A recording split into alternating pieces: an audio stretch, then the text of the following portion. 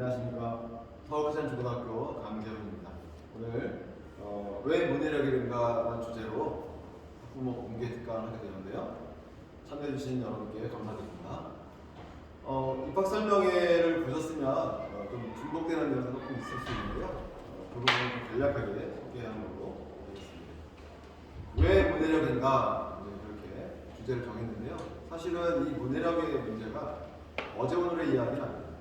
꽤 오랜 역사를 가지고 있는데 사실 교육계에서는 유행이 있어요. 조금 예를 들어서 자유학 기제라든지 토론이 또 막 이렇게 부각될 때가 있고, 그러나 어떻게 할 수 있냐면 이제 신간이 나오고 교육 관련된 신간이 나오는 걸 보면은 트렌드가 어떻게 되는 건지 대충 가늠할 수가 있어요. 요즘 이제 문해력이 유독 대두되고 있는데, 물론 프로그램의 TV 프로그램 그런 다큐멘터리 영향도 있지만 실질적으로 그런 것들이 제작된 배경에는 현실적인 문제들이 있더라는 것이죠. 그래서 우리 아이들의 문제하고 상당히 밀접하기 때문에 다루게 된 것 같습니다. 여기 보시면 이제 미래 인재의 경쟁력이라고 했는데 어떤 부분에서 그런지, 또 학부모의 역할은 무엇이고 우리 교육의 방향이 어떻게 되어야 될지에 대해서 간략하게 알아보는 시간을 갖도록 하겠습니다. 왜 문해력일까? 이 문해력의 종류가 있어요. 우리가 단순히 문해력보다 뭐 독서력이라든지 책을 읽고 해석하는 이렇게 생각할 수 있는데, 기능적 문해력, 정보 문해력, 미디어 문해력, 컴퓨터 문해력, 비판적 문해력, 정치적 문해력, 문화적, 다문화, 감정적, 그다음에 수업 문해력, 과학적 문해력, 환경적 문해력, 직업 문해력, 성인 문해력, 발생적 문해력, 건강 문해력, 디지털 문해력, 엄청 많습니다. 네. 그래서 보통 이제 문해력들이라고 이야기를 해요. 문해력들. 그래서 이걸 다 통합해서 다중 문해력이라고까지 이야기를 합니다. 결국 이제 문해력이라는 것이 무엇이냐 했을 때, 역사적으로 고대에는 문학의 조예가 있는 학식 있는 사람을 문해력이 있다 이렇게 얘기했다고 해요. 그 다음에 중세에는 라틴어를 알아야 했기 때문에 라틴어를 읽을 수 있는 사람이 문해력이 있다. 거기 많지는 않았겠죠. 그다음에 종교개혁 위에는 자신의 모국어를 읽고 쓸 수 있는 사람, 이렇게 시대가 변하면서 그 시대에 맞는 문해력을 요구하게 됩니다. 일반적으로 우리가 알고 있는 글을 읽고 의미를 이해하는 능력을 보통 문해력이라고 하는데, 요즘은 범위들이 좀 아까 말씀드렸듯이 굉장히 다양하게 되기 때문에 요즘 어떻게 하고 있냐면 개인의 사회, 정치 목적을 위해 다양한 문해를 비판적으로 사용하여서 설계할 수 있는 능력이다. 이 말도 어렵죠. 이 말 뭐냐면 개인의 목적을 성취하기 위해서 글을 비판적으로 읽고 그 다음에 창의적으로 생산할 수 있는 능력입니다. 그러니까 뭔가를 읽고 그냥 이해하고 끝나는 게 아니라 그걸 내가 사용해가지고 적극적으로, 그 다음에 그걸 비판적으로 사용해서 뭔가를 또 하나의 어떤 콘텐츠를 만들어내는 것까지 문해력이다라고 이야기를 하고 있습니다. 그 문해력 문제가 대두된 배경이 있어요. 사실은 우리가 해방 이후에 문맹률을 이제 조사를 했었어요. 3번에 걸쳐서 문해력이라고 대두된 계기가 있는데, OECD에서 이제 캐나다 통계청과 함께 1994년에서 1998년 사이에 국제 성인 문해력 조사를 하게 됩니다. 여기서 조건이 뭐냐면 일상적인 활동, 가정, 일터, 그리고 지역사회에서 문서화된 정보를 이해하고 활용할 수 있는 능력을 테스트를 한 거예요. 3가지 영역에서 봤는데요. 산문 문해, 문서 문해, 수량 문해, 이 3가지 영역에서 시험을 보게 됩니다. 산문 문해는 논설 기사, 그 다음에 시, 소설, 이런 텍스트 정보를 이해하고 사용할 수 있는 능력. 문서 문해라고 하는 것은 구직 서류, 월급 명세서, 열차 시간표, 표, 그래프 이런 것들을 그런 문서가 포함되어 있는 그런 것들이 포함되어 있는 문서를 통해서 정보를 사용하는 겁니다. 이 수량 문해는 금전 출납, 그다음에 주문 양식, 대출 이자 계산 이런 것들이죠. 그런 실질적으로 우리가 만나는 것들, 그런 3가지 영역에서 성인들을 조사를 했더니 결국 어떻게 되냐니까 실질 문맹률이 75%다. 그러니까 전 국민 75%가 아까 말씀드린 이 3가지 영역에서 일상생활이 어렵거나 힘든 경우 이렇게 했을 때 보면 1등에서 5등까지 있는데 4, 5등급은 이제 고난이도를 이해할 수 있는 사람이라고 한다면 3등급 이하를 했을 때 좀 어렵다 했을 때 우리나라 국민의 75%가 거기 해당된다고 결과가 나오는 거죠.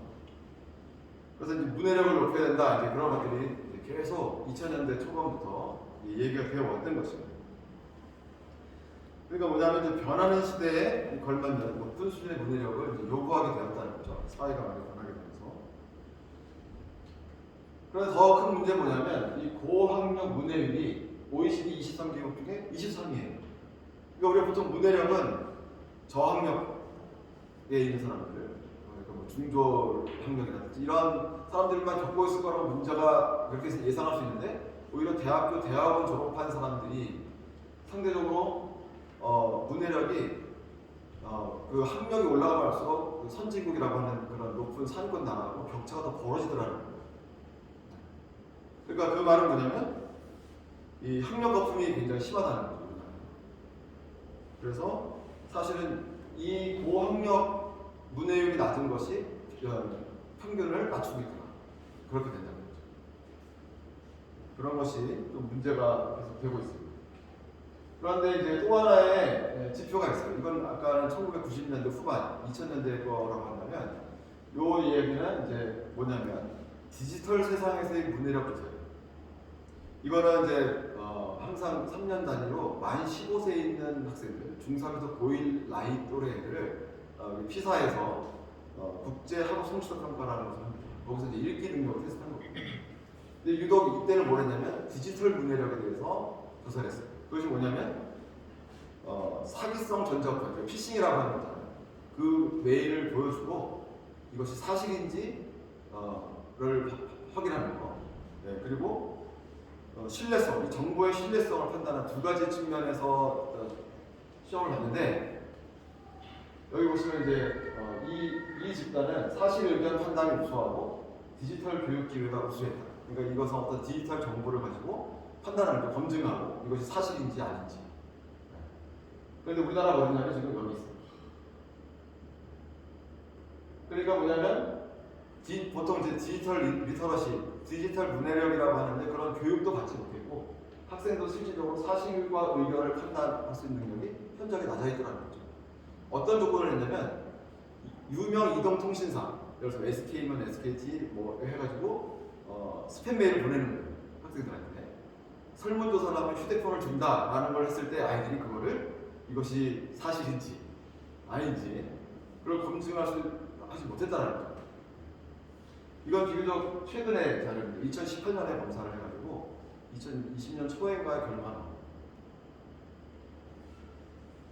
그래서 이걸 가지고 이제 뭘 이제 우리가 할 수 있냐면 21세기 문해력은 지식을 스스로 구축하고 검증하는 문해력을 요구하고 있습니다.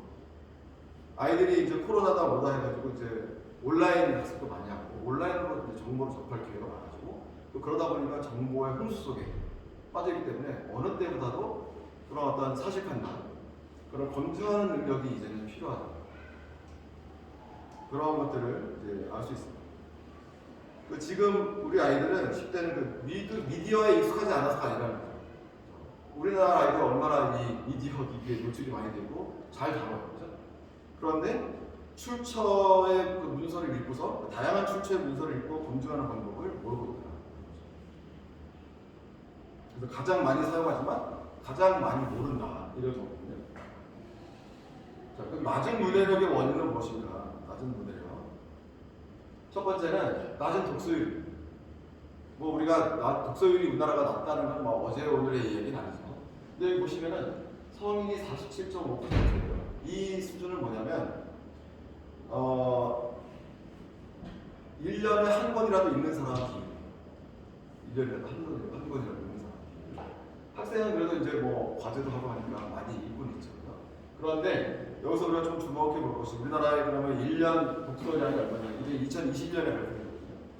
1년 동안 2019년 하반기부터 2010년 전반기까지 읽었는데 우리나라 성인이 독서량이 4.5권입니다.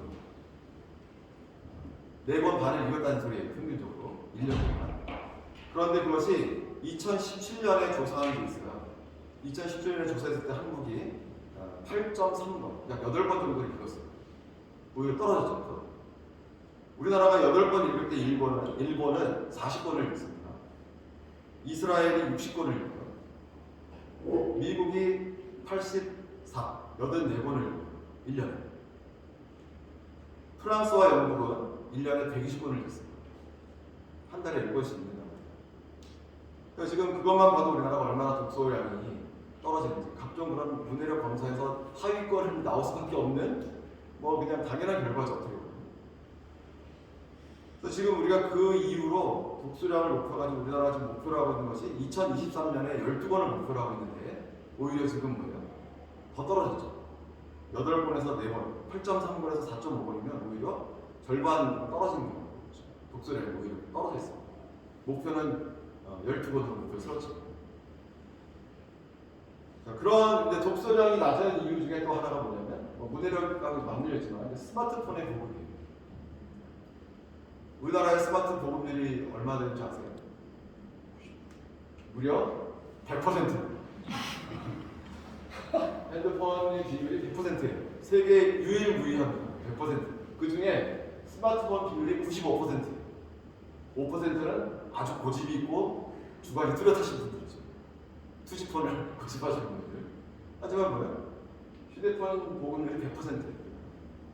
세계에서 유일합니다. 그래서 더 심각한 건 뭐냐면 이제 연령별 스마트폰인데 2013년과 2018년을 비교했을 때 이제 10대, 우리가 이제 10대를 비교해봤을 때 97.9%가 스마트폰을 가지고 있습니다. 20대는 99.8%. 이게 2018년이니까 이것도 아마 거의 100%에 가깝지 않을까. 이러한 것들이 문해력이 낮은데 기여를 하고 있다. 이렇게 판단을 하고 있습니다. 비단 뭐 가지고만 있다고 해서 그런 건 아니겠죠. 근데 우리는 실질적으로 이제 사용하는 시간을 보면 스마트폰 보유자 기준으로 해서 스마트폰 이용량 추이인데요. 잘 안 보이시죠? 초등 저학년생은 하루에 45분을 스마트폰을 봅니다. 초등학교 고학년은 벌써 1시간 45분, 1시간이 더 늘어났어요. 아무래도 관심사가 더 많아지겠죠. 그 다음에 중학생은 2시간 24분. 고등학생은 아무래도 뭐 좀 공부한다고 그런지 모르겠지만 2시간 15분 이렇게 되어 있어요. 그런데 이 청소년들이 사용하는 제1순위가 뭐냐면 이제 게임이에요. 게임. 그 다음에 소셜미디어, SNS 이렇게 됩니다. 그래서 연구 결과에 의하면 3시간, 하루에 사용 평균 3시간을 넘어가면 우울증, 자살 충동 이런 게 급격하게 올라가는 거예요. 그러니까 우리 아이들이 이거 평균이니까 상당히 어려운 상황에 처해 있다 이렇게 우리가 볼 수 있겠죠. 그래서 이런 상황에서 아이들의 문해력을 끌어올린다는 것이 그렇게 쉽지만은 않다. 그런 생각을 하게 됩니다. 그 다음에 이제 여기 보시면 이제 팝콘 브레인이라는 이야기가 나와요. 혹시 들어보셨나요? 팝콘 브레인? 이게 팝콘 브레인이 뭐냐면 아이들이 첨단 디지털 기기에 이제 익숙하게 되니까 뇌가 현실에 무감각해진다. 팝콘은 다 튀겨보셨죠? 집에서 튀겨보시면 200도가 돼야 이게 튀겨지기 시작합니다. 200도가 되면 탁 터지는 건데 팝콘 튀겨보시면 알겠지만 한 번에 팍 터지는 게 아니라 탁탁탁탁탁탁 이렇게 터지거든요. 그러니까 뭐냐면 이 무슨 의미냐면 아이들이 아주 자극적인 그런 자극에만 반응을 보인다. 그러다 보니까 현실 적응에는 되게 둔감한 반응을 보이는 거죠. 그러다 보니까 이제 뇌 구조 자체가 변형이 됩니다. 실질적으로 아이들을 이렇게 인터넷을 장시간 사용하게 한 다음에 MRI 찍어보니까 이제 생각 중추라고 하는 회백질이 줄어들었다. 예전에 제가 어떤 이미지를 하나 봤는데 거기는 어떤 이제 뇌 그림이 쭉 있어요. 뇌 그림이 있고 그 핸드폰이 뇌하고 연결되어 있는데 모니터가 점점 커질수록 뇌가 점점 작아져요. 그게 그냥 풍자만 줄 알았더니 그게 사실로 드러난 거죠. 아이들이 미디어에 노출되고 인터넷을 많이 사용할수록 생각을 안 하게 된다는 거죠. 그래서 이게 인간의 뇌는 더 강렬한 자극을 선호하기 때문에 거기에 쫓아가다 보면 어떻게 되냐면 이제 중독이라고 하는 게 되는 거죠. 이제 더 이상 역시에 도달하게 되면 더 이상은 이제 자극이 없으니까 더 강렬한 자극을 원하게 되고 자연스럽게 그렇게 된다는 거죠. 그런데 이것이 무서운 것이 뭐냐면 이 말은 차마스 하피티아라는 페이스북 전 사장이 한 말이에요. 페이스북은 도파민에 의해 작동하는 단기 피드백 순환구다. 인지하지 못하지만 여러분의 행동은 프로그램 되고 있으니 여러분이 의존하고 있는 소셜미디어를 중단하라. 이 말이 뭐냐면 여기서 주목해 보시면 도파민에 의해 작동하는 단기 피드백 순환구기, 그 다음에 행동이 프로그램화되어 있다는 건 중독되어 있다는 거예요. 끊을 수 없다는 거죠. 중독되어 있습니다. 이 말은 누가 한 거냐면 쇼 파커라는 이 사람 공동 창업자예요. 페이스북에. 소셜미디어는 사실 이상한 방법으로 생산성에 영향을 미친다. 소셜미디어는 인간 심리의 취약성을 착취하고 있다. 인간 심리의 취약성을 착취하고 있다는 것은 인간의 약한 마음을 파고든다는 거예요. 그래서 이용자를 중독 상태로 만든다. 그런데 이것이 이 사람들이 어떻게 하다 보니까 그렇게 된 게 아니라 의도된 거라는 거예요. 이 사람이 뭐라고 했냐면 이용자가 어떻게 가능한 한 많은 시간과 의식적 관심을 소비하게 만들까에 집중했다는 거예요. 이걸 만들고 있어요. 그러니까 어쩌다 된 게 아니라 이 사람들이 이렇게 의도한 거예요. 그걸 어떻게 할 수 있느냐? 이 사람들이 자기 자녀들은 절대로 IT 기기를 못 사용한다. 빌 게이츠, 스티브 잡스 이런 사람들, 하다못해 미국의 막 팝 가수 이런 사람들도 자기 자식한테는 스마트폰을 주지 않습니다. 그래서 이것이 중독성이라고 하는 것이 우리가 이 팝콘 브레인이라는 말이 나올 정도로 보편화되어 있다. 그런 것이죠. 저희 학교에서 이제 중학교까지는 아이들이 이제 영상이나 이런 걸 못하도록 기기를 이제 제한하고 있거든요.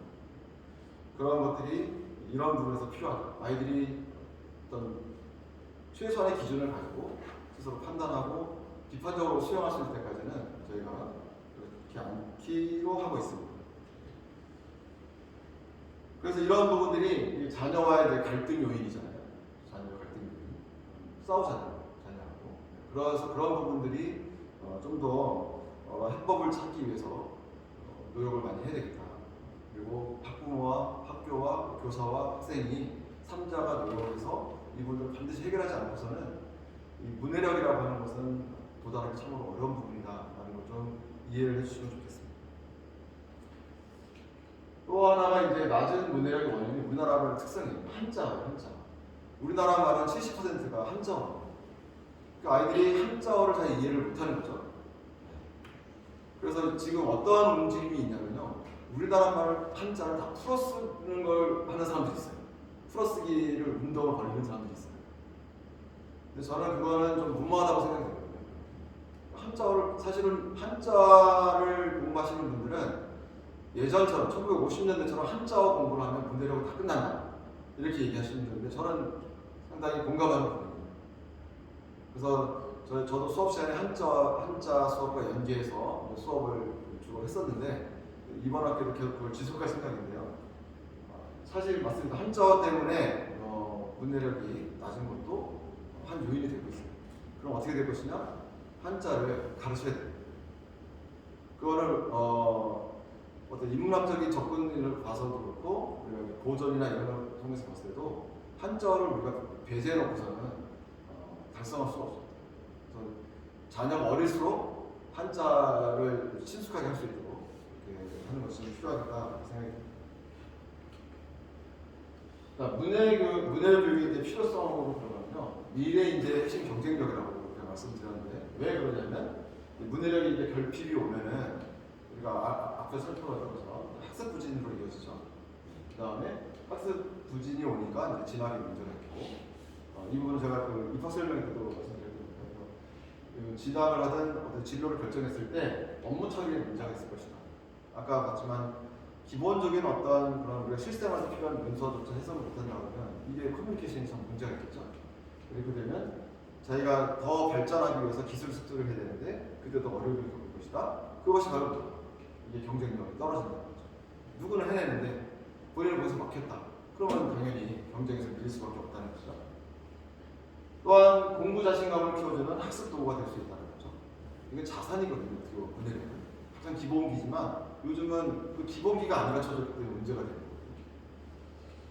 보시면은 문해력이라고 하는 것은 언어는 당연히 뭐 우리가 독서하고 하는 분들도 언어 능력에 영향을 밀접하게 관계를 갖고 있다고 생각할 수 있지만 역시 수리력도 마찬가지죠. 수학의 어떤 논리 그런 것들을 이해를 못하는 거죠. 그러니까 아까 보셨지만 수량 문해력이라고 했잖아요. 수문해력. 그 다음에 예체능도 마찬가지죠. 요즘은 이제 문해력이라는 범위가 굉장히 넓어졌기 때문에 예체능에서도 문해력이 중요하다. 뭔가 조작하는 데 있어서 방법 이런 것들 코치나 어떤 선생님이 가르쳐주는 걸 조작을 해야 되는데 이해를 못하는 거예요. 그거를. 그리고 진로 결정하는데도 어떤 진로 탐색을 자기가 하는 데 있어서 문해력이 떨어진다고 하면은 불이익을 안고 가는 것이죠. 그래서 우리가 그런 것이 필요하다고 생각합니다. 그 다음에 건강, 소득, 삶의 질에 영향을 끼치는데 이거는 영국에서 장기 조사가 된 거예요. 문해력이 높은 사람들이 거주하는 지역과 문해력이 낮은 사람이 거주하는 지역 간의 비교를 한 거예요. 그랬더니 기대 수명의 차이가 26년 벌어지고요. 왜냐면 아까 문해력 중에 건강 문해력이라는 것도 있어요. 약을 복약을 한다든지 건강식품을 먹는다든지 했을 때 그걸 이해를 잘 못하는 거예요. 문제가 생길 수 있다는 거죠. 그걸 필요성을 아는 사람과 모르는 사람 이런 게 자기 건강을 챙기는데도 문제가 있다는 거죠. 평균 시급도 60% 이상 차이 나고 시험률도 2배 이상 차이가 나다가 저희가 이렇게 단순히 생각해봐도 이해가 되는 표현들이죠. 또 하나는 이제 우리가 이제 수능을 우리나라에서 이제 학생들이 수능을 봐야 하는데 수능 경쟁력을 높인다. 이것도 저번에 말씀드린 거죠. 꾸준한 독서가 수능 점수에 영향을 미친다라는 결과가 이미 나와 있습니다. 데이터가 있어요. 그다음에 인문, 사회, 과학, 시사 등 독서 관련된 질문들이 이제 출제가 되고 있다는 것이고요. 국어가 국어 시험이 아니에요 요즘. 비문학 파트에 가면 독서 지문을 보면 아주 심도 있는 그런 전문 용어들이 나오는 그런 질문들이 나옵니다. 그래서 그거는 또 독서만 했다고 해서 해결될 수 없는 문제들도 있기 때문에 그 같이 저희가 준비를 해요. 그리고 온 오프라인 수업 시 집중을 해서 할 수 있다는데 수업을 듣는데 모르는 말만 계속 튀어나오면 당연히 집중할 수 없겠죠. 그러니까 어느 정도 내가 그 기본 배경 지식을 알고 있느냐에 따라서 내가 수업에 집중할 수 있느냐 없느냐 그렇게 결정될 수 있습니다. 그리고 문제를 읽고 이해하고 추론하고 판단할 수 있는 이런 것들이 이제 전반적으로 우리가 학습을 하는 데서 절대적으로 필요한 역량이기 때문에 문해력 교육은 필요한 것입니다. 자, 그러면 이제 어떻게 그러면 문해력을 증진시킬 것인가에 대한 방법적인 문제들을 좀 나눠보겠습니다. 읽고 쓰고 말하기 교육이에요. 이 능력이 가장 기본이 되는 거예요. 다중문해로 가는 데 있어서 이거 플러스 알파예요. 이걸 배제하고서는 다른 문해력을 기를 수 없습니다. 이게 기본이 되는 거거든요. 자, 보시면은 독서교육이죠. 읽기교육은. 독서교육인데 독서법의 종류가 있어요.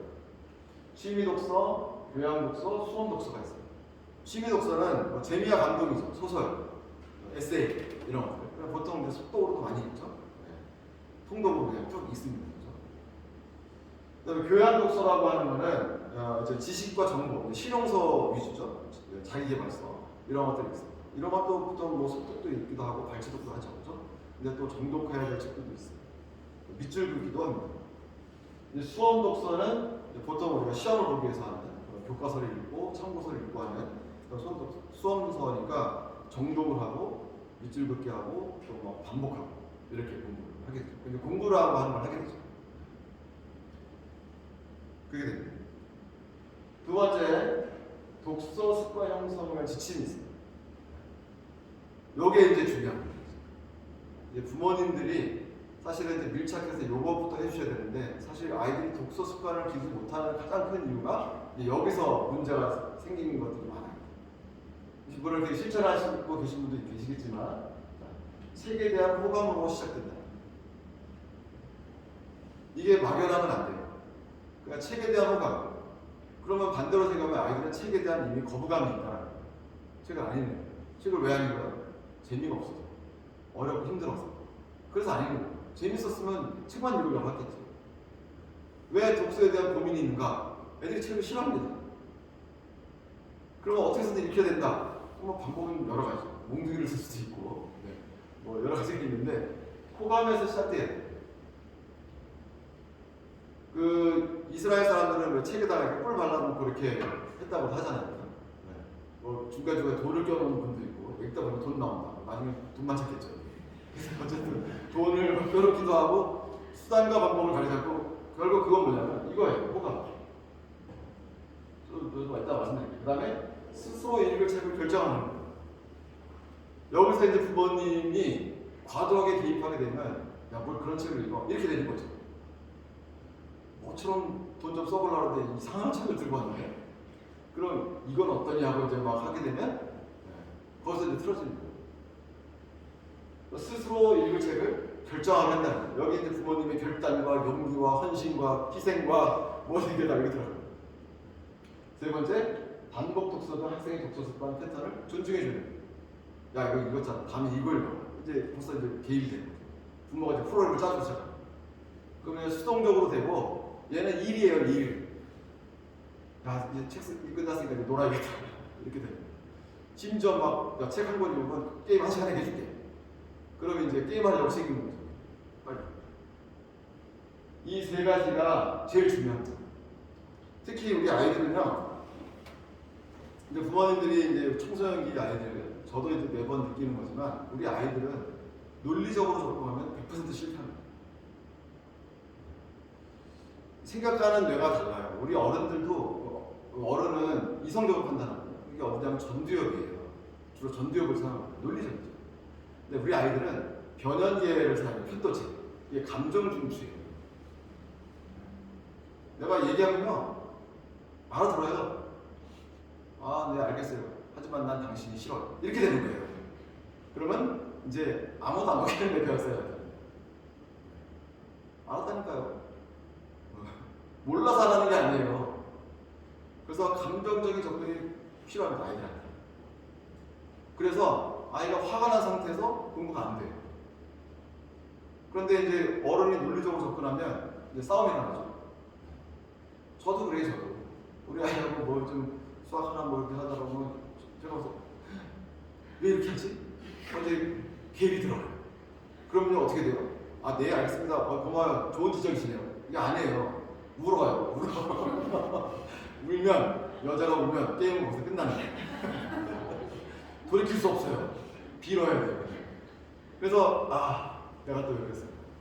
실패하는 거예요. 그러지 말았어야 돼요. 저야 다 논리적이야, 뭐 완벽하죠. 이렇게 하면 누가 모르겠어요. 알아요. 기분이 나쁘더라고요. 그러면 이제 막 울면서 하는 거예요. 막 연습 찢어서 나가는 게. 무슨 공부가 되겠어요, 그래서 공감하고, 아이들은 공감해줘요. 공감하고, 그러면 보세요. 아, 그러면 얘가 혼날 짓을 했는데 그런 거 공부해야 되니까 봐주냐? 그럴 수 없잖아요. 그러면 공부를 멈춰야 돼요. 데려가서 혼내야 돼요. 혼내고, 그 상황을 정리해야 돼요. 얘를 받아들이고 용서를 구하고 상황이 좋아지면 그때 와서 공부하면 돼요. 에이, 혼내면 얘도 기분 나빠서 공부 안 하고 고3인데 그러시면 안 되는 거예요. 그 균형을 잡기가 참 어렵습니다. 부모님이 공부를 하셔야 돼요. 그래서 감정적으로 접근해서 인정해줘요. 그랬구나. 그럴 수도 있지. 그리고 얘기를 해줘요. 그래서 우리가 지식을 할 때요, 우리 아이들은 어른도 마찬가지예요. 이 변연계를 거쳐서 저장이 되어 있어요. 기분이 나빠져 버리면 이 통로가 막히는 거하고 똑같아요. 다 깨져버려요, 그 정보가. 그러니까 기분 좋을 때 공부를 해야 되는 거예요. 그러니까 아이들하고 싸우면 그 순간 부모가 지는 거예요. 그러니까 막 비위 맞춰주고 하는 게 아니라 아까 말씀드렸지만 인정해서 공부할 수 있는 분위기를 만들어주는 것이 굉장히 필요한데 독서도 마찬가지예요. 왜 그러냐면 우리 아이들한테는 자기 결정권이라는 게 굉장히 중요합니다.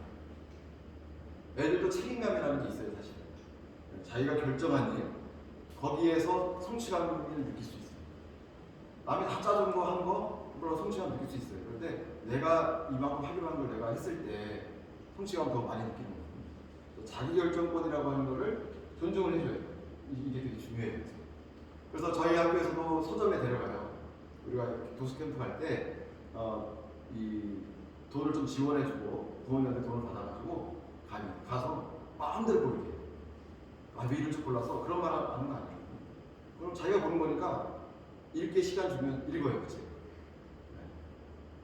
그리고 도서관에 데려가서도 자기가 일단 고르고 싶은 걸 고르는 거예요. 물론 이제 이거는 독서가 잘 안 되는 친구들을 대상으로 할 때 쓰는 방법이에요. 이제 아이들이 어린아이일수록 이게 잘 안 됐다, 습관을 형성해야 된다 했을 때는 여기서부터 출발을 된다는 거죠. 알아서 잘 읽는 애들은 이런 과정이 필요 없거든요. 네. 그러니까 이제 읽혀야 돼요. 문해력을 이제 증진시키려면 특히 어린아이들 이게 굉장히 중요해요. 어느 정도 책 읽는 근육이 형성되면 그때는 뭔가 얘기가 돼요. 이것도 해보자, 저것도 해보자, 써보자 되거든요. 그래서 이런 하고 그다음에 이런 반복 독서라든지 이런 이해 안 되는 이상한 독서 패턴을 보였을 때 그걸 억지로 막지 말라는 거죠. 안 읽는 것보단 1000배, 1000배 좋다는 거예요. 그걸 이제 우리가 어느 정도 얘가 독서에 자리를 잡으면 스스로 바꿉니다. 그래서 그런 부분을 어쨌든 우리가 자녀하고 대화하고 뭔가를 내가 자녀를 통해서 뭔가 이루고 싶을 때 그때 반드시 그걸 기억하셔야 돼요. 제가 선생님한테도 선생님들한테 그런 말씀을 하시거든요. 애하고 싸우지 마라. 애하고 싸우셔도 지는 거예요. 그래서 저도 배울 때 어떤 선생님이 그 말씀을 하셨어요. 애를 불렀으면 울리든지 웃기든지 하라. 그렇게 말씀하시거든요. 절대로 화가 난 상태로 애를 돌려버리지 말라. 그래서 그런 부분이 가정에서도 마찬가지가 아닌가 싶습니다. 그 다음에 이제 쓰기 교육이죠. 쓰기 교육. 쓰기 교육은 이제 비판적 글쓰기와 초서 독서인데 이 비판적 글쓰기가 상당히 어렵습니다. 한번 처음에부터 나오는 건 아니거든요. 그런데 이제 글쓰기 집에 필요한 질문들이 있어요. 이것도 이제 어느 정도 된 거예요. 근데 이거는 아주 초보적인 단계 책 읽기라도 할 수 있어요. 왜냐하면 물어보는 거예요. 이거 기억에 남는 거 있어? 그리고 뭐든지 괜찮다는 거죠. 예를 들어서 뭐 화초를 갖고는 실용서든지 운동에 관련된 책이든지 뭐든지 좋아요. 기억에 남는 게 있을 거라고 물어보는 거예요. 그럼 아이도 생각하거든요. 두 번째가 왜 그것이 기억에 남았는지 하고 그때 느낌이 어떤지를 물어보는 거예요. 물어보고 한번 써봐라. 단어를 쓰든 문장을 쓰든 상관없어요. 그 다음에 똑같은 상황이 너한테 발생하는데 넌 어떻게 할 것이냐 이렇게 물어보는 거죠. 그 다음에 이를 통해서 우리가 깨달은 것이죠. 이게 이제 비판적 글쓰기의 시작입니다. 이렇게 아이들이 적응해서 쓰기 시작하면은 이제는 자기 생각들을 쓸 수 있어요. 근데 그거를 이제 말하게 되면 제가 표현을 잘해서 말하게 되면 이제 독서 토론이 되는 거거든요. 그래서 이거는 아주 쉬운 수준에서도 어느 정도, 왜냐면 아이들이 쓰는 거 되게 어려워요. 말하는 것보다 쓰는 걸 더 어려워요. 그러니까 쓰는 거를 절대로 부담을 주면 안 돼요. 기다리셔야 돼요. 이거 고문이 되는 거예요. 쓰라고. 그러니까 물어보는 거예요. 그렇지만 야 써봐. 느낀 점 써. 그거보다 가이드를 주는 거죠. 이 중에 하나만 써도 돼요. 뭐가 무슨 내용이냐? 그러면 이제 자기가 새롭게 알게 되면은 또 막 신나서 얘기를 합니다. 그래서 부모님 독서할 때 제일 좋은 게 같이 읽으시는 게 좋아요. 학생아, 내가 책을 안 읽으면 우리 같이 읽고 맛있는 거 사 먹자. 뭐 이렇게 할 수 있어요. 같이 읽고 같이 엄마는 내가 이거 읽어보니까 이런 내용이 좋던데 그 시작되는 거예요. 사실 그러면 제일 완벽한 거예요. 아이가 고른 책을 같이 읽는 거죠. 동화책이든 뭐 그림책이든. 그래서 그런 질문을 하면 이제 글쓰기가 시작된다는 거고요. 그 다음에 독서 토론, 말하기. 아까 읽기의 독서, 그다음에 말하기에는 독서 토론인데 이것도 저희가 해보니까 이게 쉽지 않습니다. 처음부터. 독서 토론의 이제 효과부터 한번 알아볼게요. 뭐냐면 이해력을 향상시킵니다. 책을 이해해야 토론할 수 있겠죠. 그렇죠? 책 내용을 모르는데 물론 토론하다가 알게 되는 경우도 있긴 한데 일단 기본적으로는 이해를 해야 돼요. 그 다음에 사고력이 형성됩니다. 질문 나누기. 저희가 이제 토론할 때 우리가 선생님이 내는 공통 질문이 있고 아이들이 뽑아오는 질문들이 있어요. 그 질문을 딱 듣는 순간 벌써 사고력이 형성돼요. 어떻게 저런 질문을 뽑아냈지? 이렇게 아이가 느낄 수 있어요. 질문을 뽑아내는 그런 단계, 과정이 사고력을 형성시키는 거고요. 논리적으로 말하고 비판적으로 글쓰기를 하게 됩니다. 표현력이 형성돼요. 어떻게 하면 내가 이 말을 효과적으로 그런 얘기 하잖아요. 논쟁이 있을 때 막 생각하잖아요. 어떻게 이걸 찔러서 같은 말이라도 공략할까 이런 생각을 하는 거예요. 그래서 표현력이 문제예요. 똑같은 말도 어떻게 내가 표현했다 설득력이 있다는 거죠. 그걸 아이들은 계속 생각을 하는 거죠. 얘기하면서. 그냥 섣불리 내던졌다가 역공을 받죠. 그런 경험들을 가지고 내가 말하려고 했던 게 이게 아닌데 이런 경험들이 있다는 거예요. 더 잘할 수는 없었을까? 내가 이렇게 말했으면 어땠을까? 이런 생각들이 아이들 속에서 일어나요. 그럼 기회를 줘야겠죠. 창의력 향상입니다. 창의력이라고 하는 것은 지식을 쌓잖아요.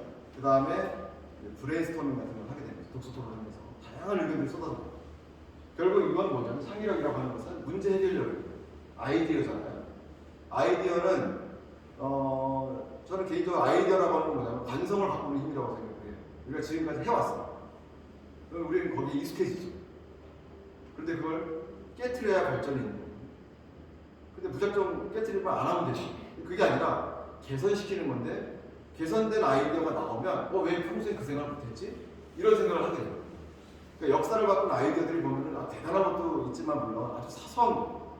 그건 뭐냐면 관성을 깨는 힘이었다는 거죠. 그 발상의 힘이거든요. 그런 것이 이제 깨트리는 작업이 필요하다. 독서 토론을 통해서 그런 것들이 향상될 수 있다. 생각입니다. 그 다음에 리더십을 향상시킬 수 있다. 독서 토론을 해보면 리더하는 애들이 있어요. 주도하는 애들이 있어요. 그러니까 그걸 통해서 배우는 거죠. 리더만 리더십이 필요한 게 아니고 구성원 전체가 리더십이 필요하거든요. 그래서 상호작용을 통해서 독서 토론 리더 역할을 수행하게 되고, 그 다음에 결국 리더가 되려면 의사소통 능력이 있어요. 그런 설득하고 하는 능력을 통해서 내가 리더십이 좀 있구나, 아니면 부족하구나, 이런 것들을 알게 되겠죠. 사실 독서 토론의 효과가 미래 인재의 경쟁력이죠. 이걸 갖췄다 그러면 어디든 내놔도 살아남을 수 있겠죠. 근데 반대로 생각해보면 이게 부족하다. 그러면 이걸 갖춘 사람들에서 경쟁에서 뒤처지는 거죠. 이런 사람들이 시키는 일을 해야 된다는 거예요. 우리 아이들이 이런 능력을 갖춰서 일을 시키는 사람이 되는 거예요. 리더가 되고. 그래서 독서 토론은 저희 학교에서 굉장히 비중 있게 앞으로 교육을 계속 하게 될 것이고 중요한 요소라고 저희가 이렇게 생각을 하고 있습니다. 그 다음에 독서 토론의 규칙이 있어요. 책을 읽는 사람만 토론에 참여할 수 있어요. 사실 이 부분이 저희가 문해력에 대해서 고민하게 된 계기가 됐어요. 이번 저희가 이제 계속 책을 읽히고 토론도 하고 이제 준비를 해왔는데 이제 안 읽어오는 아이들이 있잖아요. 그 부분을 이제 고민을 했어요. 이제 왜 아이들이 책을 안 읽어올까? 어떻게 하면 이길까? 했는데 안 읽는 것이 아니라 못 읽는다라고 결론이 내리고 있어요. 그래서 저희가 이제 조사도 해보고 하니까 문해력이 낮더라. 쉽게 말해서 독해력도 낮고 이해력도 낮고, 그러니까 책 읽는 게 일이에요. 힘들고. 그래서 저희가 세팅을 다시 해가지고 책을 읽히는 것부터, 아까 처음에 말씀드린 것처럼 자기들이 관심 분야 책을 고르고 편하게 읽고 자유롭게 그런 다음에 아주 최소한의 활동을 통해서 동기부여하고, 그렇게 해서 좀 되는 아이들은 좀 분리해서 독서 토론시키고 융합교육하고 이렇게 투트랙을 진행해 보니까 그 안에서 성장들이 다 있더라고요. 그래서 그걸 좀 더 정교하게 저희가 이번 방학동안에 매뉴얼화하고 있습니다. 그 다음에 책에 있는 내용에 대해서만 토론하고요. 여기 이제 교사가 참여하면은 물론 우리가 아주 높은 수준의 토론을 하게 되면은 보통 하크네스식 토론이라고 하는 거는 오히려 개방시켜서 굉장히 다양한 주제로 확장이 돼요. 근데 그건 이제 일정 수준에 도달한 경우고, 교사의 역할은 벗어나지 않도록, 주제에서 벗어나지 않도록 관리하는 범위 내에서 이 아이들이 책을 읽으면서 토론을 했을 거고요. 세 번째는 이제 배려를 위해서 굉장히 중요한데요. 경청을 위해서 토킹 스틱을 활용합니다. 이건 뭐냐면 이야기하는 사람한테 주도권을 주는 거예요. 근데 보통 이제 아이들이 성질 급한 애들은 막 치고 들어오거든요. 막 얘기하고 있는데 같이 얘기하고 자르고 들어와가지고 막 내 얘기를. 얘가 아직 말이 안 끝나는. 그래서 원칙을 정하는 거예요. 토킹 스틱을 들고 있는 애는 이걸 내려올 때까지 얘한테 주도권이 있어요. 그러니까 내가 하고 싶은 말이 있어도 그 발언이 끝날 때까지 참아야 돼. 그러면서 생각을 정리하는 거예요. 들으면서. 왜냐면 중간에 껴들었는데 내가 그 얘기 하려고 했다고 나중에 그럴 수 있어요. 끝까지 들어보면 안 될 텐데 들어와서 그러면 이제 뭐냐면 분위기가 바뀌죠. 토론이. 그래서 이런 부분이 이제 중요하다 말씀드립니다. 원칙입니다. 규칙은. 자, 그다음에 저희 학교에서 하고 있는 그런 독서법을 한번 문해력 향상을 해서 어떤 걸 하는지 알려드릴게요.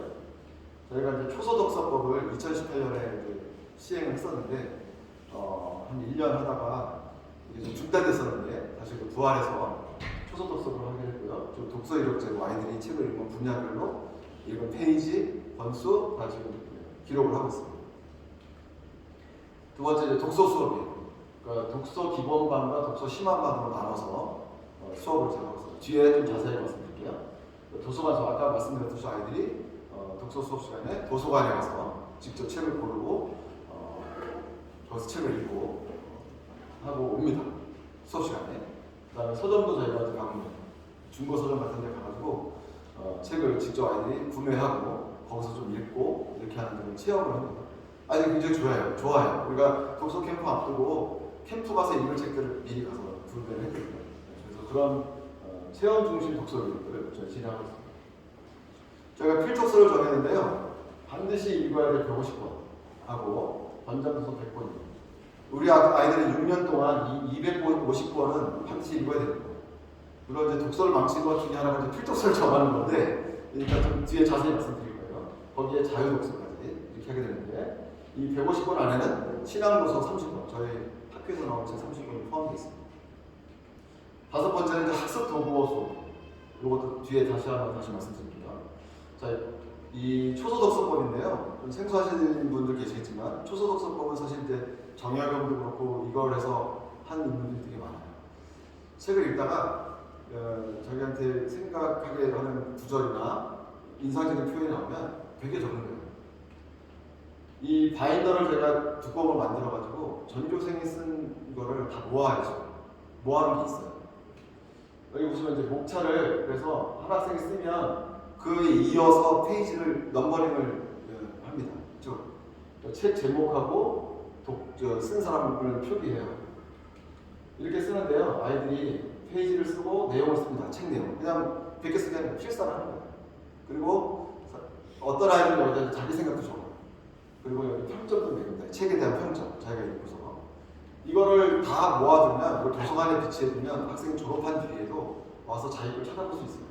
그리고 어떤 아이가 어떤 책을 읽고 싶을 때 여기서 책에 대한 정보를 찾아볼 수 있어요. 그렇죠? 이게 이런 내용이구나 라고 할 수 있어요. 그래서 이거를 저희 학교 이제 독서법으로 정해서 수업 시간에 일주일에 일정 시간을 이 독서를 하게 됩니다.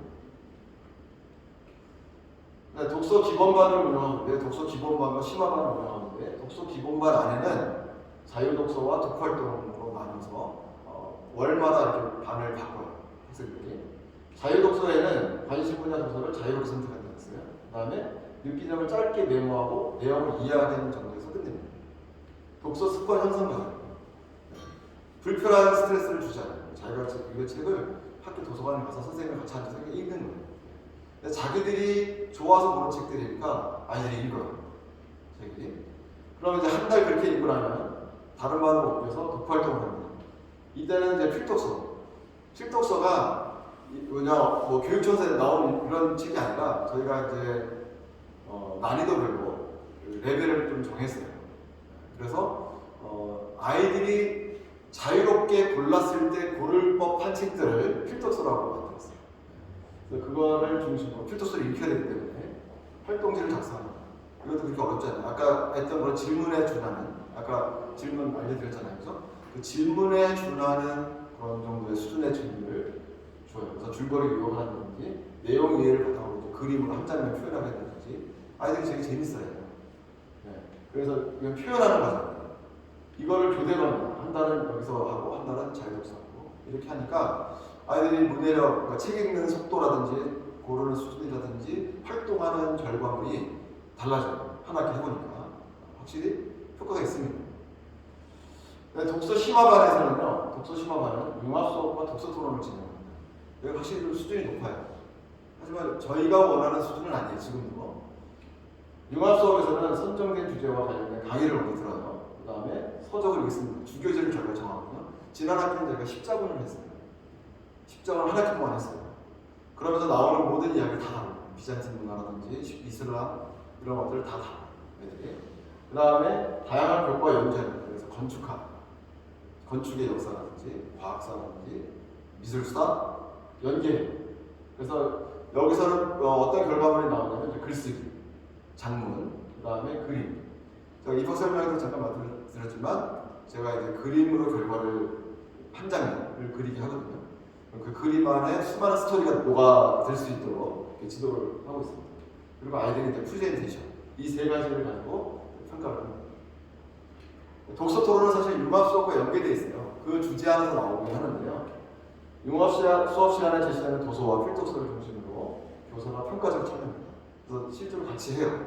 토론을. 평상시에는 이제 정성평가를 합니다. 아니 참여도, 준비도 이런 것들, 창의성 이런 거를 같이 토론하면서 평가를 해요. 그런데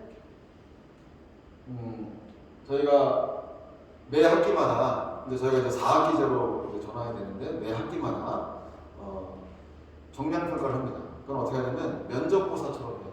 특목고나 자사고 같은데 또 대학에 시작돼 오면 면접고사를 보면 면접관 2명이나 3명이 학생 한 명하고 이렇게 면담을 해요. 질문지를 먼저 줍니다. 질문지를 그거에 대해서 어떻게 공부해야 하고 뭘 잘한다고 했는데 진짜 잘하는 건지 이런 걸 확인을 해요.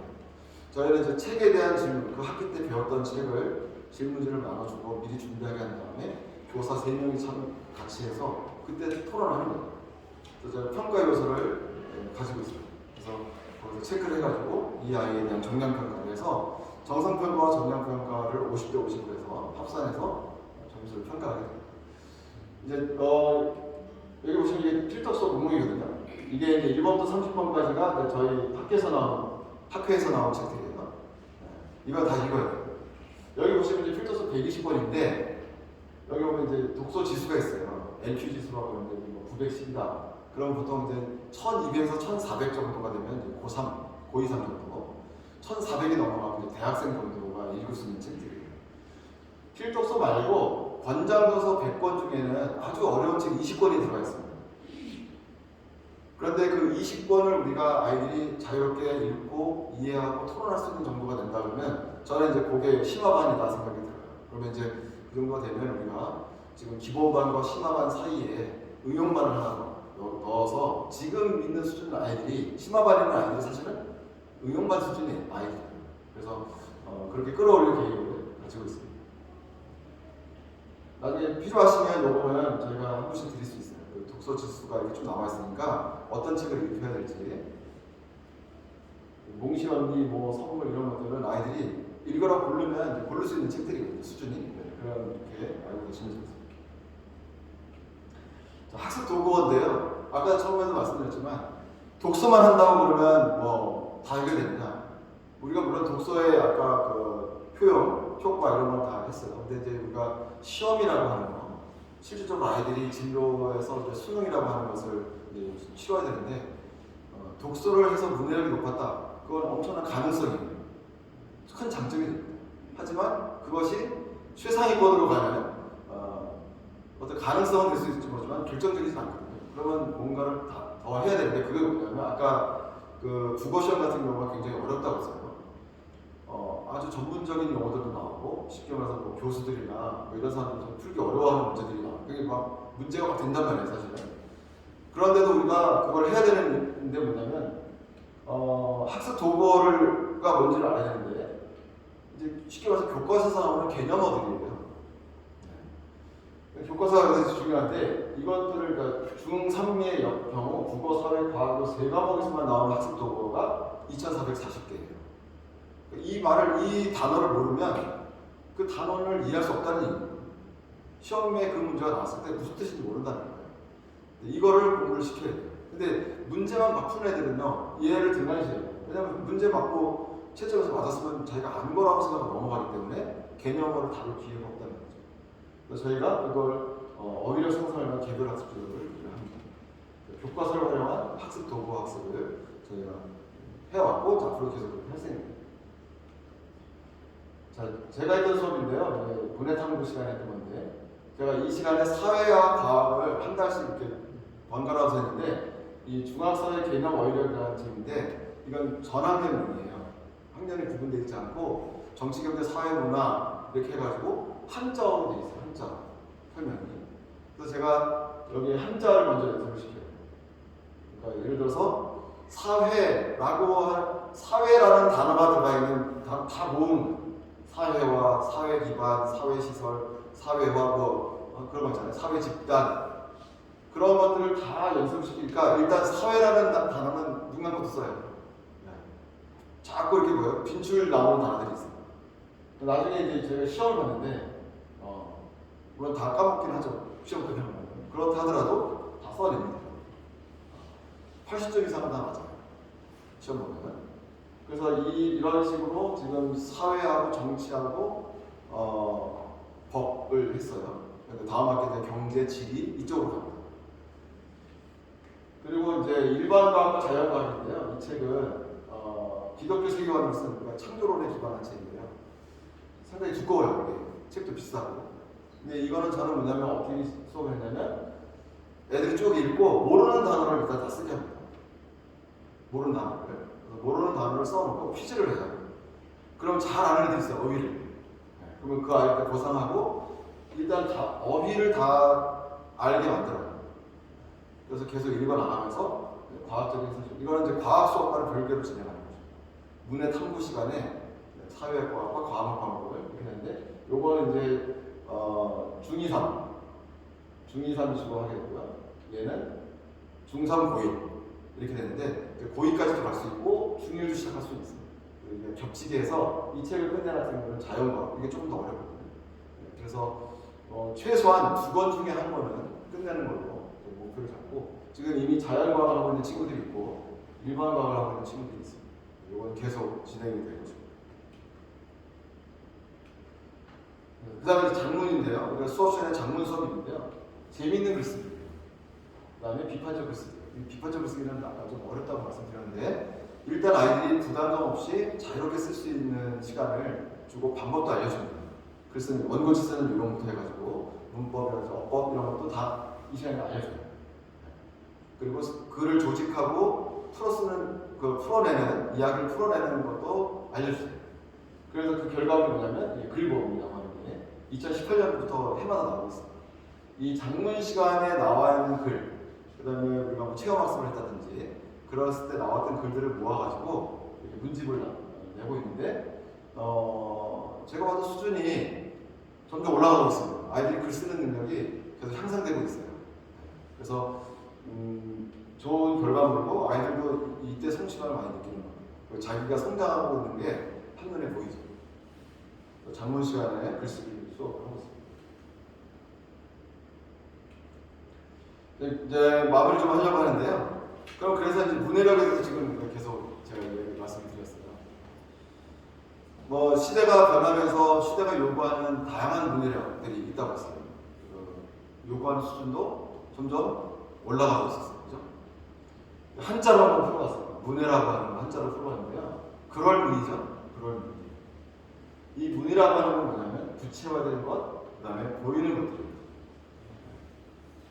그러니까 뭐냐면 글, 그림, 사물, 인간의 습성, 그 다음에 감정이나 태도 이런 것들 눈에 보이는 것들. 그러니까 해라고 하는 것은 뭐냐니까 풀 해자예요. 푼다. 해법이라고 하잖아요. 해를 구하시오. 푼다는 거예요. 이 한자를 가만 보면요. 해자를 보면 뿔 가기고 칼 도구 소우예요. 뿔을 잡고 칼을 가지고 소에서 뿔을 해체하는 거예요. 무슨 뜻으로 그걸 했는지 모르겠지만 이 한자의 뜻은 그러한 배경이 있어요. 뭔가를 해체해내는 것이에요. 풀어내는 거죠. 근데 이 말의 어원을 살펴보면 뭐냐면 이거는 본질을 깨닫다는 것입니다. 본질을 깨닫는 통달하다는 뜻이에요. 아까 팝콘 브레인에서도 잠깐 얘기했잖아요. 어린아이일수록 자극적인 그런 명상이나 이런 게 더 민감하게 반응합니다. 중독되기도 쉬워요. 아이일수록. 어릴수록. 다른 말로 하면 뭐냐면 화려한 것에 눈이 먼다는 거예요. 그게 뭐예요? 본질을 망각하게 되죠. 우리도 마찬가지예요. 어릴 때 마찬가지예요. 집에 있는 물건들을 잘 보면 내가 이게 정말 필요했던 것인가? 광고나 어떤 화려한 그런 거 속아서 산 건 없는지. 우리가 그런 문해력이 없으면은 속아 산다는 거죠. 결국 우리 아이들한테도 그게 필요한 거죠. 이게 왜 필요한 건지, 왜 노스페이스가 왜 필요한 건지, 그 비싼 운동화는 왜 필요한 건지, 다 문의의 문. 애들이 40만 원짜리 운동화 막 사요. 이번에 뭐 운동화 판다 보니까 에스컬레이터 역주행 뭐 이런 영상 막 뜨던데 왜 그러죠? 왜 거기에 사람들은 광분하죠? 눈에 보이는 것만 보는 거예요. 눈에 보이는 거. 그 이면에 숨어 있는 본질을 모르는 거죠. 그게 문해력이 없는 거예요, 그 사람들은. 그거 좀 비싸게 사서 되팔아서 좀 돈 많이 남기는 것 같지도 않던데. 그러니까 그런 것들이 우리한테 필요하다는 거죠. 단순히 글을 읽고 이해했다, 이제 이 수준에서 머무는 게 아니라, 이건 어떻게 보면 우리 이제 앞으로 우리 아이들의 생존과도 관계가 있다라고 하는 것이죠. 그래서 화려함에 눈이 멀어서 본질을 이렇게 묻지 않고 그렇게 함몰되거나 그렇게 되지 않도록 하기 위해서 이 문해력은 필요하다는 것이죠. 그래서 오늘 길게 좀 말씀드렸는데 결국은 아이들이 우리가 이제 기독교 그리스도의 관점에서 본다 그러면은 영적 분별력을 가지고 창의력을 발휘해서 문제를 해결하는 거죠. 그리고 세상에 속지 않는 거죠. 세상이 어때요? 아이들을 계속 공격하죠. 아이들이 갖고 있는 신념과 가치 체계를 무너뜨리기 위해서 엄청난 정보를 쏟아내면서 공격합니다. 그래서 그냥 눈에 보이는 것만 따라가다 보면은 길을 잃겠죠. 그래서 세상에 발을 들여놓기도 하고 방황하기도 하고 그러면서 시간을 낭비하게 되는 거죠. 우리 아이들에게 우리가 성경 교육하고 신앙 교육하고 문해력 교육을 하는 이유가 물론 진로도 중요하고 다 물론 중요하죠. 다음을 해야겠죠. 그렇지만 그리스도인의 가치를 자기가 잃어버리지 않고 자기가 어떤 신앙의 그런 신념을 끝까지 고수하고 지켜나가는 그런 힘을 길러주는 것에서 필요하지 않은가. 특히 우리들에게 더 필요하지 않은가 이런 생각을 하게 됩니다. 그래서 앞으로 저희 학교에서도 그런 차원에서 우리 아이들 더 어떻게 하면 믿음 있는 아이로 키워내고 또 이런 것들을 잘 판단하고 분별하고 또 자기 실력을 스스로 쌓아가고 그런 어떤 실력 있는 아이들로 키워낼 것인가 여기에 더 고민하고 기도하고 또 부모님들께 협조도 구하고 이런 것들 같이 만들어갔으면 좋겠습니다. 오늘 강의는 여기서 마치겠습니다. 감사합니다.